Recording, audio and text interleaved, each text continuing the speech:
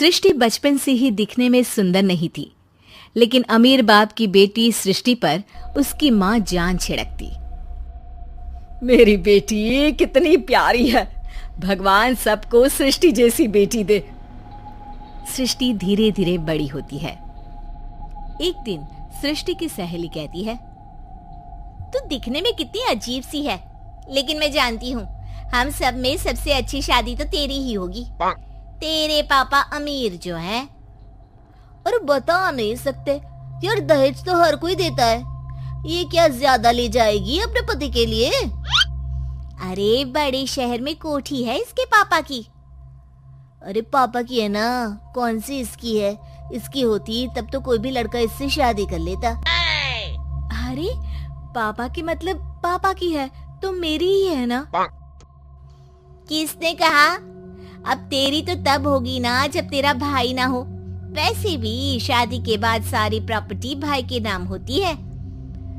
सृष्टि समझ जाती है कि उसे किसी भी हालत में माँ बाप की सारी प्रॉपर्टी को अपने नाम करना है, लेकिन कैसे? एक दिन सृष्टि का भाई शीनू कहता है, बहन क्या कर रही है? तुझसे एक बात करनी है। अरे हाँ करना, मैं तो तेरी बहन हूँ। बहन मेरी लाइफ में ना एक लड़की है, बहुत अच्छी है। मैं सोच रहा हूँ माँ और पापा से बात करूँ शादी के लिए। सृष्टि को समझ में आ जाता है कि भाई की शादी होते ही भाभी उसे एक दिन भी घर में बर्दाश्त नहीं करेगी। क्या बात है भाई, बताना कौन है वो? यार वो बहुत अच्छी लड़की है, पढ़ी लिखी है, मेरे साथ जॉब भी करती है। बस एक प्रॉब्लम है। प्रॉब्लम? क्या प्रॉब्लम है भाई? यार वो शादीशुदा है, लेकिन उसके पति ने उसे सिर्फ इसलिए छोड़ दिया क्योंकि उसके माँ बाप दहेज नहीं दे पाए। सृष्टि ये सुनकर न जाने क्यों खुश हो जाती है। अरे भाई तो क्या हुआ, लड़की तुझे तो पसंद है ना? शीनू को लगता है कि बहन उसे समझ रही है। वो इस बात से अनजान होता है कि उसकी बहन की मंशा पूरा घर हड़पने की है। सृष्टि अपनी माँ से कहती है, मम्मी मुझे तो बहुत चिंता है। पता है शीनू क्या कर रहा है? अरे क्या कर रहा है? वो तो काम पर जाता है और वापस घर आता है। नहीं ना माँ, वो यही तो नहीं कर रहा, बाकी सब कर रहा है।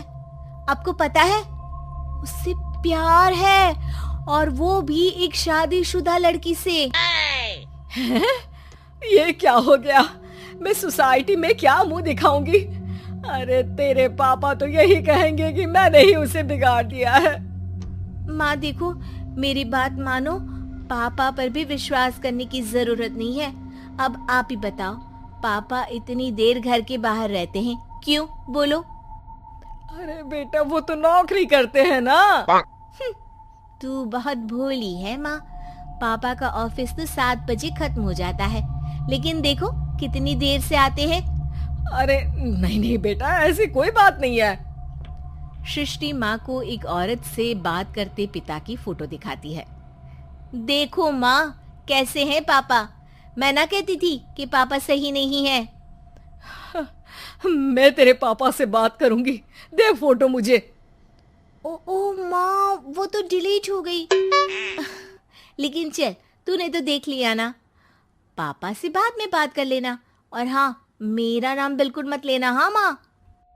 अब क्या था, सृष्टि के माँ और पिता के बीच झगड़ा होना शुरू हो जाता है। सृष्टि के मन में क्या चल रहा था कोई नहीं जानता था। एक दिन, माँ सृष्टि के लिए एक लड़का देखा है, वो लोग शाम को उसे देखने आने वाले हैं। और हाँ माँ, एक खुशखबरी, मैं और पापा मिलकर एक नया बिजनेस ट्राई कर रहे हैं। शाम को लड़का आता है, सांवले रंग का। सृष्टि को तो बिल्कुल भी पसंद नहीं आता।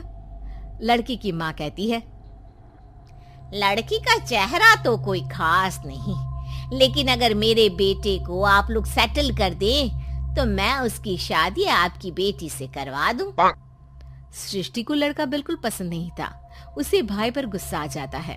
लड़के वालों के जाने के बाद कहती है, माँ देखा शीनू मेरे लिए कैसा लड़का लेकर आया, न दिखाने लायक न सुनने लायक, सेटल भी नहीं, वो भी हम करे। अरे माँ, मैं जानती हूँ ये मेरी शादी किसी भी घर में क्यों करवाना चाहता है। अरे कैसी बात कर रही है बहन, तूने तो देखा ना, लड़के को मैंने ही मना कर दिया तुझसे शादी के लिए। जिसने लड़का बताया था उसने उसकी बहुत तारीफ की थी। बात आई गई हो जाती है, लेकिन सृष्टि का मन शांत नहीं होता। क्या करूँ, कुछ समझ में नहीं आ रहा। मेरी शादी हो गई तो ये लोग पूरी प्रॉपर्टी शीनू के नाम कर देंगे, मेरे हाथ तो कुछ लगेगा ही नहीं। तभी सृष्टि को आइडिया आता है। वो किसी वकील को फोन करती है। जी देखिए, अगर आपके मम्मी पापा का तलाक हो जाता है तो आपके पिता की आधी प्रॉपर्टी आपकी माँ के नाम हो जाएगी, फिर उसे वो किसी को भी दे सकती है। सृष्टि अब माँ को बेटे के खिलाफ भरती है। माँ, शीनू पर नजर रखा करो, वो जिस लड़की के प्यार में है ना वो शादीशुदा है। यहाँ आएगी, सारा पैसा, रुपया, जमीन, जायदाद सब हड़प लेगी। पापा का भी हाल तुमसे छुपा नहीं है। ऐसा ना हो कि मैं और आप एक दिन सड़क पर भीख मांगे। हे भगवान, मैं तो जीते जी मर जाऊंगी अगर ऐसा हो गया तो। ऐसा हो गया नहीं माँ, ऐसा ही होगा। अभी समय है, आगे का सोच लो। मैं तो कहती हूँ पापा से आधी प्रॉपर्टी लेकर अलग हो जाओ। पापा की आधी प्रॉपर्टी भी हम लोगों को अगर मिल जाती है ना तो अगले 7 जन्म सफल समझो। बेचारी माँ बेटी के कहने पर पति से तलाक लेकर अलग हो जाती है। सृष्टि अब पैसों से गाड़ी और अपने दूसरे महंगे शौक पूरे करने लगी। उसके दोस्त भी उसके पैसे इस्तेमाल करते। सृष्टि, कल तुम कहाँ थी? मैं सारा दिन घर पर अकेली थी। तो मैं क्या करूं? मैंने ठेका तो नहीं लिया है ना तुम्हें संभालने का। माँ को सृष्टि से ये उम्मीद नहीं थी। वो बैठकर रोने लगती है। वहीं उसका पति यानी कि सृष्टि के पिता आ जाते हैं। मैं जानता था कि तुम्हारा यही हाल होगा, तो आपने मुझे रोका क्यों नहीं? मैं रोकता तो तुम रुकती क्या?